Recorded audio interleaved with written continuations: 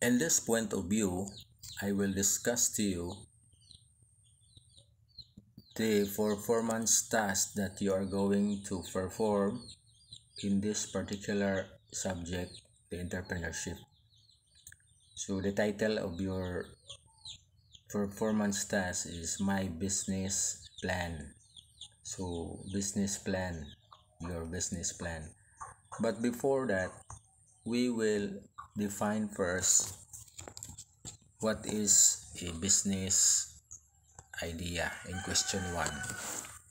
By the way, business idea is a concept that can be used for the financial gain that is usually centered on product or services that can be offered for a money.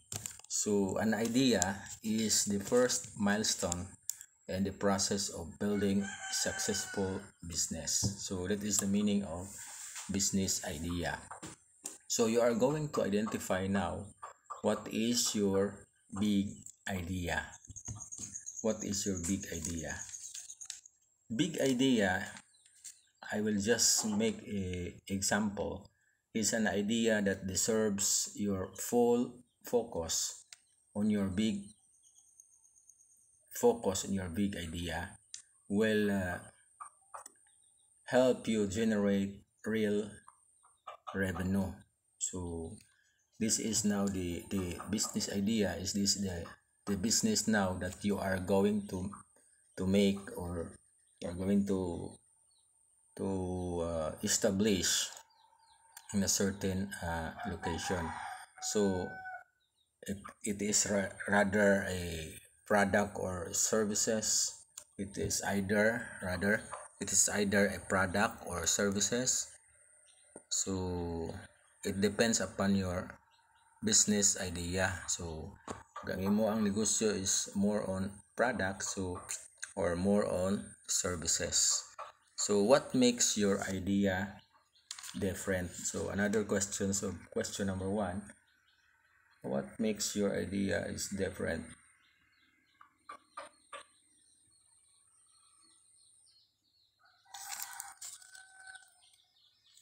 So you are going to answer these following questions. And another question is, why will people want to buy on your product or services? So what makes your idea is different, and why will people want to buy your product or services?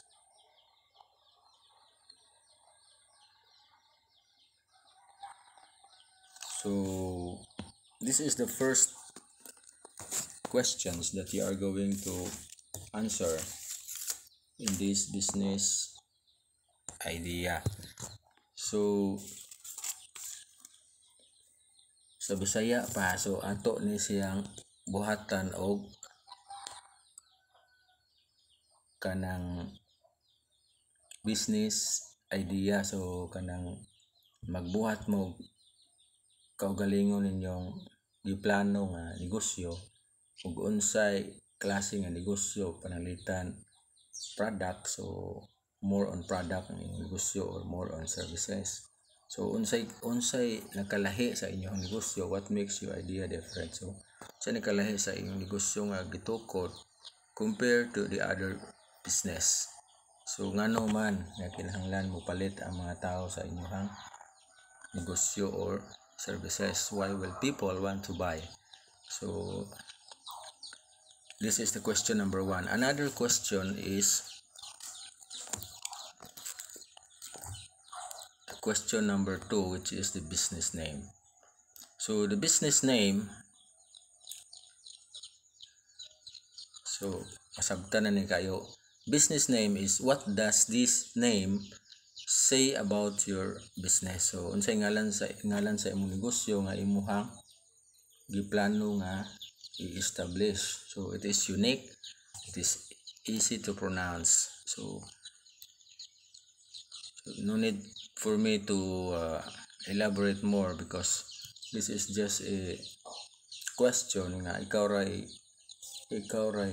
makahibalo kung unsay ngalan sa negosyo nga imong put up or establish in the future? So this is question number 2. And another question here is number 3, which is the target market and the demographic. So what is target market? So target market, so kinsa katong mga customer, kinsa ang mga specific clients nga upalit sa imong product or services. For example, who will your customers be? Kinsa ba? For example, mga bata or other kids, teenagers, men and or a woman. So what is your target passionate about? So unsay mga target market nimo ug asa kinsa ang mga client or customers nimo in the future sa imong business. So you are going to discuss or to present who are your customers in the future in your business, who are your target market, kinsa sila nga mopalit sa imong negosyo. So another question here is number 4. We will go to the marketing. So the marketing side, question number 1 is, where will you sell your product or services? So how will you get the word about your business? Through online newspapers or by email? So in marketing side, there are instances that you are going to sell your product and services. So asa nimo kasagaran balita o ibaligya ang imong product or services. So unsaon pagkahibaw sa imong client or customers aron mailhan ang imuhang negosyo. So how will you get the word out about your business? So some examples here, I have some examples here. In a marketing side, for example, you build a website. So you build a website for your business so that if there are interested buyer or clients, so they will contact you through website. For example, you are going to create a strategy. So unsay mga estratehiya nga imong buhaton para ma-sold out ang imuhang mga products or services for the particular market or target market. So knows when you want your future clients. So ibaw nimo kung kinsa ang imong mga umaabot nga mga clients. So mao na gitawag og where will you sell your products and services. Another thing is build your social media. So this is very popular now, the social media.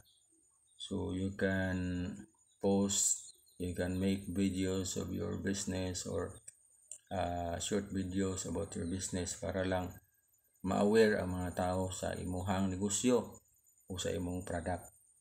So begin social advertising for your business. So depende sa mga estratehiya na imong buhaton. So that is in marketing. So this is where you are going to discuss or explain to us the way of marketing your product or services. So another thing is where will you sell your product or services? So where is the best place to sell your products or services? So particularly it is very popular in the social media. So like what I am mentioning you earlier, the social media platforms. So there are many social media platforms that you can use in marketing your product or services. Another thing is we have here the question number 5, which is pricing. So we all know that pricing is necessary. It's very important in business. So question number 1, how much will you charge for a certain product or services? So what are your competitors charging? So what is meant by this? This is where the setting of prices according to the competitors becomes the most popular pricing strategy. So for example, kung unsay presyo nga kasagaran makita nimo sa market kanang popular price, so mao na gitawag what are your competitors charging. So for example, a certain product nga ang iyang presyo is 15 or 20 pesos per unit, per item.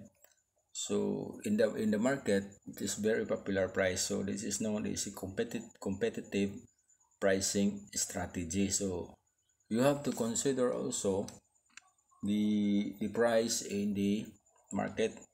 So ang gitawag og what are your competitors charging. So giunsa nimo pag compute, giunsa nimo pag hatag sa imong presyo, price per unit.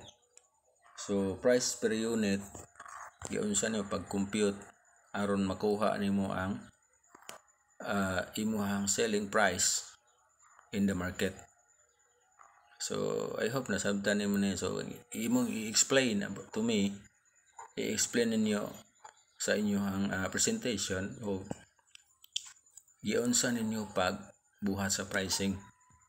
So another thing is the last one is the profit. So the most important thing why we are going to build or we are going to establish a business idea or a business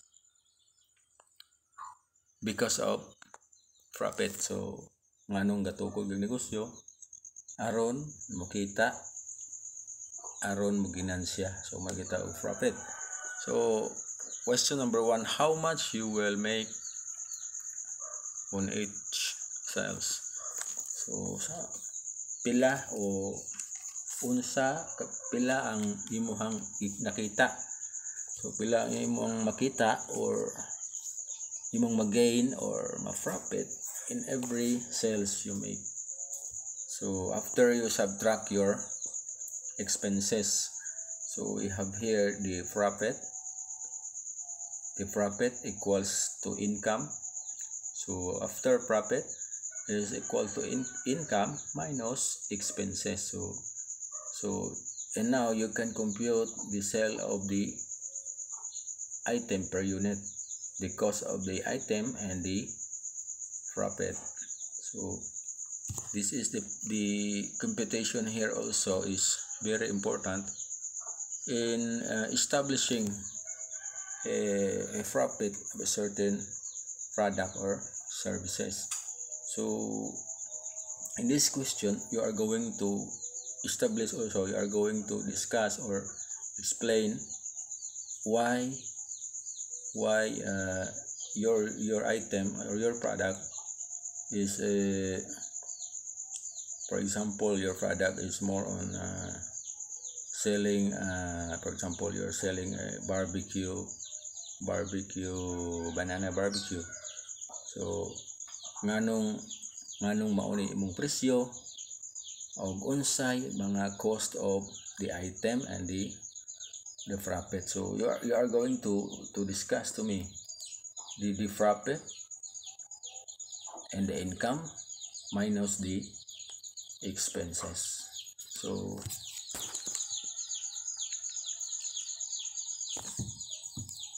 this is the business idea that you are going to make in your performance task in this subject. So by the way, you can